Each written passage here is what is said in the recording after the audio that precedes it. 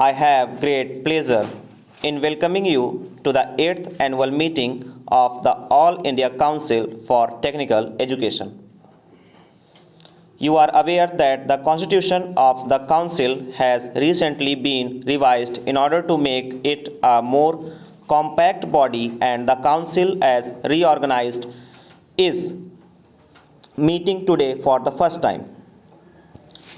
I will therefore crave your indulgence for a few minutes to refer to the circumstances in which the Council was originally set up and the work it has accomplished in the last 7 years. It was in January 1944 that the Central Advisory Board of Education recommended, at the instance of the Technical Education Committee of that body, that the government should set up a central organization to stimulate, coordinate, and control the provision of technical education on an all India basis.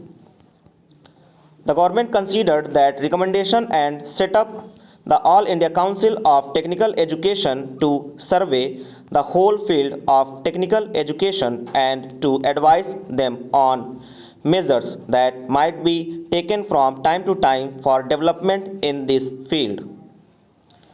Sri Sarkar was appointed chairman of the first council, and he served for 2 terms with conspicuous ability. I must take this occasion to recall to your memory the services which he rendered as the first chairman of the council. I am sure you will agree that his death is a great loss to the cause of technical education in the country. In retrospect, we now see more clearly one of the reasons for the establishment of the council. After the outbreak of World War II, the government of the day felt increasingly that they must secure the cooperation of Indian national leaders in order to create the necessary enthusiasm for the war effort. They tried to associate leaders of the Indian National Congress with the government, but the Congress refused the invitation as the terms on which it was issued were unacceptable.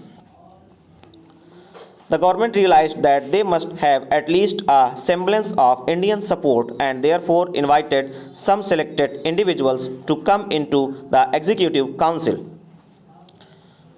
They also wanted to prove to the world that even if the Congress leaders had not agreed to accept office, they were themselves anxious to develop nation building services in India. Those who accepted the British invitation were thus in a position of advantage and utilized the pressure exercised by them. I have watched closely the valuable contribution of the Council towards the development of technical education in the country since its inception. As Minister of Education, I have naturally been interested in its working, and I am happy that my association with the Council will henceforth be much closer than it had been in the past. Some of the landmarks in the history of the Council naturally come to my mind on this occasion. You are aware that it was primarily at the initiative of the Council that the Government of India decided to strengthen a number of undergraduate institutions in various parts of the country by providing grants amounting to about 1.5 crores of rupees. It was also on the recommendations of the Council that the government accepted by the proposals of the Sarkar Committee to set up for higher institutes of technology in the country. The Council is also responsible for undertaking steps to establish closer relations between industries and educational institutions by establishing different types of industrial training schemes. There has been a good deal of expansion of facilities in technical education during the last 5 years. Most of it has been provided in the normal course in the colleges, preparing students for university degrees or college diplomas. I understand that the intake of engineering degree courses has increased from about 2,500 to over 3,700 in the last 5 years. The intake in engineering diploma courses has also increased from about 3,000 to almost 5,000 during the same period. In fact, there are some experts who hold the expansion in facilities has been too rapid and that there is not enough scope for the employment of the persons trained. Others hold equally strongly that even today we do not have an adequate number of properly trained personnel for the various approved projects and purposes.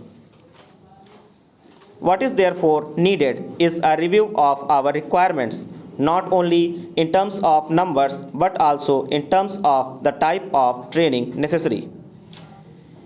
In January 1951, the Council appointed a committee to assess the requirements of technical manpower with a view to undertaking this survey and also estimating what the requirements are likely to be for our various development schemes. I understand that as the Planning Commission had not until recently taken final decisions on the various schemes, the committee was unable to come to firm conclusions now that the 5-year plan has been approved in principle. I hope that the committee will carry out the task assigned to it as speedily as possible for us. I am glad to welcome you today to this conference. As you are aware, our object is to discuss problems of universities with special reference to the improvement of standards and coordination of facilities for higher education. It was my intention to call this conference in January, but on account of pressure of work, this could not be done. The problem we have met to discuss is not new, though it has acquired a new urgency after the attainment of independence. You are all aware that for the last 30 years or more there have been persistent and at times well-founded of students has been accompanied by a fall in the standard of attainment. Ill-equipped and ill-trained graduates have increased the number of the unemployed. Their indiscipline and lack of purpose have added to our difficulties at a time when the attainment of independence has posed great problems of reconstruction and development. Before the country, it was in order to examine the existing defects and make recommendations for the remodeling of university education in conformity with the needs of free India that the Radhakrishnan Commission was appointed in 1948.